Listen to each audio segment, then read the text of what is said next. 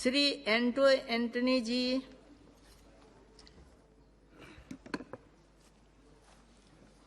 Thank you, Chairman.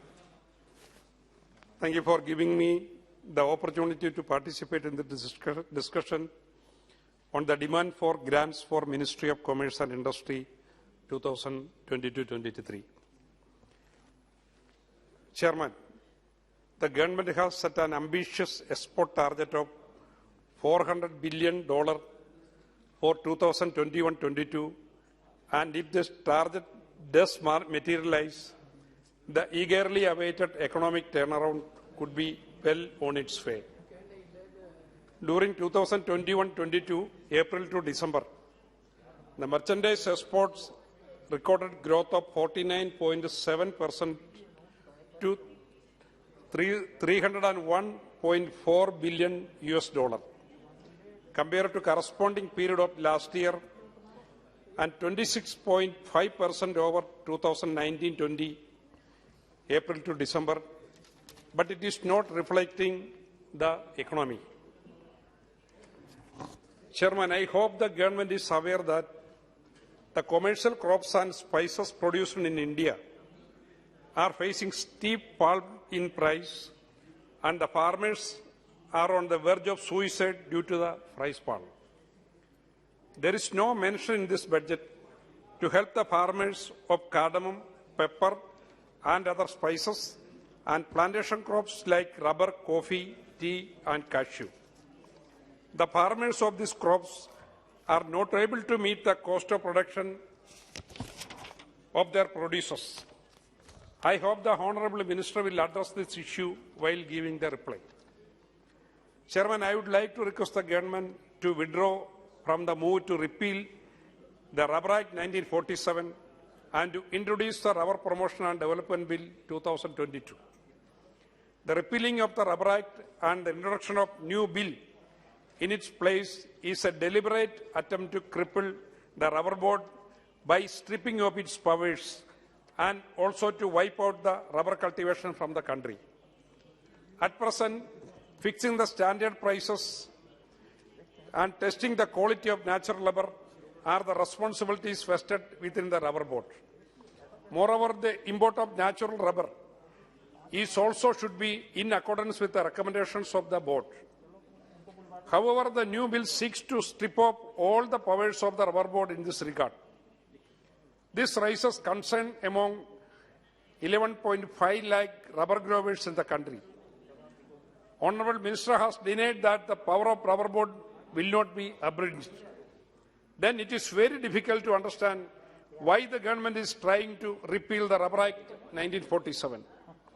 If it is required, necessary amendments to the Rubber Act 1947 can be made for giving more powers to enhance the area of operations to the rubber board. The government is providing all agricultural benefits like subsidies, fertilizer, pesticides to commercial crops like cotton and jute. Agricultural benefits to be granted to the producers of natural rubber also. Chairman, Kerala is very much concerned about the fall in prices of natural rubber. The drastic crash in the price of natural rubber, coupled with the rising cost of production and declining yields from the progressively aging rubber holdings, put the rubber plantation sector in the country into a major crisis. Both large estate and small holdings were badly affected due to the low price of rubber. About 11.5 lakh small-scale rubber cultivators face crisis due to fall in prices of rubber. The main reason for decline in rubber prices is indiscriminate import of natural rubber. In order to arrest the price fall, import of rubber should be stopped with immediate effect. Chairman, import of rubber is increased due to less import duty of rubber and rubber products. At present, rubber price has come down to 160 rupees per kg, which was about 240 per kg 10 years back. This has made rubber cultivation not remunerative at all, and farmers are leaving rubber cultivation. This affects the economy to the state also. 95% of the rubber cultivation is from Kerala. So an appropriate scheme for natural rubber price stabilization or income stabilization fund to support the small and marginal farmer is necessary and essential. The central government has the authority to increase import duty in line with the World Trade Agreement, but it hasn't done so far. I also urge the Government of India to restrict the import of natural rubber from outside. Chairman, the government has also trying hard to grant BIS mark to Kaplam. BIS mark is required to import Kaplam. If it is granted, large-scale import will take place and result fall in price of natural rubber, and it may cause environmental hazards by possibility of bringing virus and other insects, as Kaplam is an unprocessed product. Thus, government is trying to put the farmers into another trouble. Not only rubber, all plantation crops, tea, coffee and spices are currently passing through an unusually difficult pace with the basic problems of low commodity prices combined with the high cost of production owing to low productivity of labor and land, further complicated by climate change. The plantation sector is crucial to livelihood of some of the most marginalized and vulnerable sections of the population. The plantation sector provides livelihood to 23 million workers and more than 1.5 million growers. The sector gains prominence as the principal source of livelihood. A large number of scheduled tribes, scheduled caste, women, minority communities, and spatially excluded communities. Chairman, the specificities of plantation sector need to be addressed separately rather than extending the support provided to the agriculture or industrial sector. On the supply side, the key issues that need redressal are labor and capital availability for continued production and something out supply chain and marketing bottlenecks. The commodity boards had been implementing various measures to mitigate some of these problems.